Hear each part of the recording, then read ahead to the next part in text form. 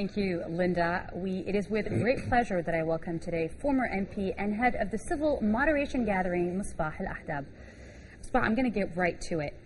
You have criticized the army recently, and you said that basically they did not have a strategic plan in order to protect the citizens of Lebanon, and specifically of areas where there are constantly clashes.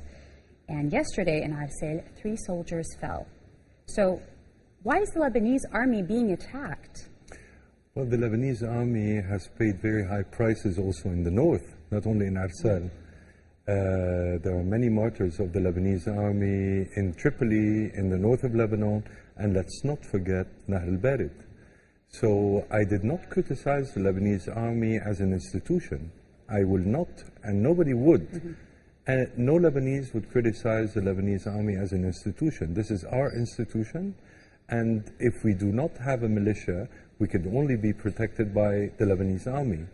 But I definitely criticize the instructions given to the Lebanese army, and here I'm talking about the political decisions taken by the government that have not given free hands to the Lebanese army to control the situation in Lebanon, since the political decisions are still restricted by the red lines that were put at the time by Bashar al-Assad and replaced lately by Hezbollah, specifying some paramilitary groups as resistance in the north, while I think that resistance could be resistance only against Israel, while any weapons inside of the Lebanese towns or cities would be resistance against the Lebanese government and the Lebanese army.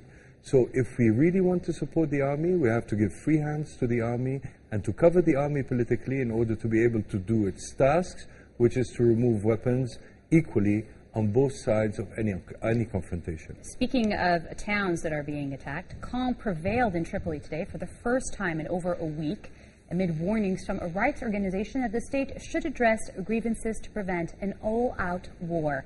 The number killed by clashes between 2 rival neighborhoods hit 30. The neighborhoods I'm talking about are, of course, Sunni Bab Tabane and predominantly Alawite Jabal al-Muhsin. Human Rights Watch criticized Lebanese authorities' efforts to prevent violent conflict in Tripoli, lambasting what it described as a band-aid approach to violent clashes. Now, you have warned politicians against ignoring the violence in Tripoli, saying that it felt unresolved, and if it was left unresolved, it could spread to Saida and Beirut. Absolutely. I totally reconfirm and reiterate what I've said a couple of days ago, and here you go, I'm not the only one. Even Human Rights Watch have confirmed what I've been saying.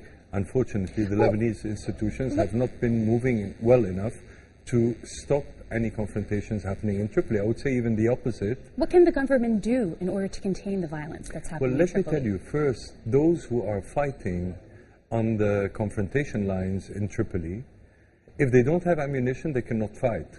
So the problem is who's giving ammunition and who is ordering them to fight in order to have a reason to stall elections. I think that if the situation was under control in Lebanon, there wouldn't have been any reason to stall elections. So who do you think is to blame for the Tripoli clashes? Tripoli politicians.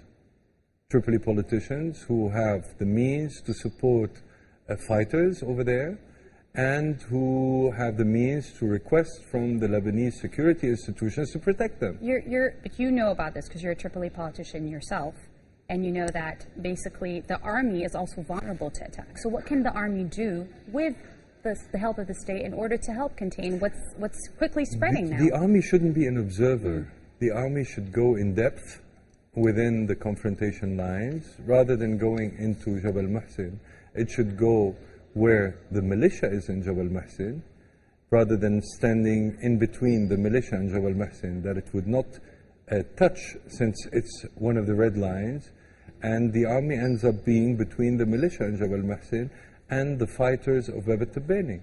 This is not what is requested in order to protect the Lebanese army and in order to strengthen the position of the Lebanese army in order to be able to defend civilians in Lebanon, and not military groups or paramilitary groups. Speaking of military groups and paramilitary groups, we're going to talk about another city, a strategic city called Qussair.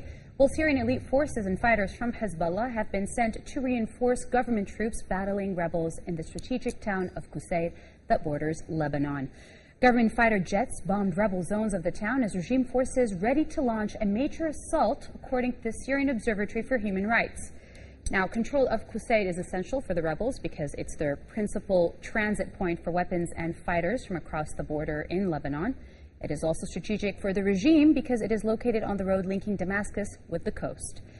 Are the arms that are battling in Tripoli the same arms responsible for battling the rebels in Qussair? No, absolutely no, and absolutely yes. Okay, So this is a good answer. No, let me tell you.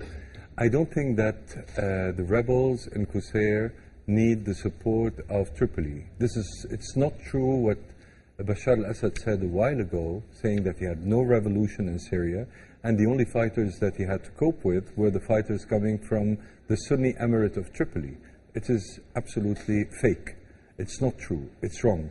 The reality is that Hezbollah, that had a consensus supporting Hezbollah and requesting from all the Lebanese institutions to support Hezbollah, since Hezbollah was resisting to Israel, does not have the same consensus now that Hezbollah is fighting inside of Syria. Not only in Qussair, they're fighting also in Aleppo, they're fighting in Damascus, and even on the borders of Jordan in Daraa. So, imagining that there will remain a consensus in Lebanon supporting Hezbollah fighters to go and fight in order to bring back Bashar al-Assad into power and to strengthen his position is an illusion.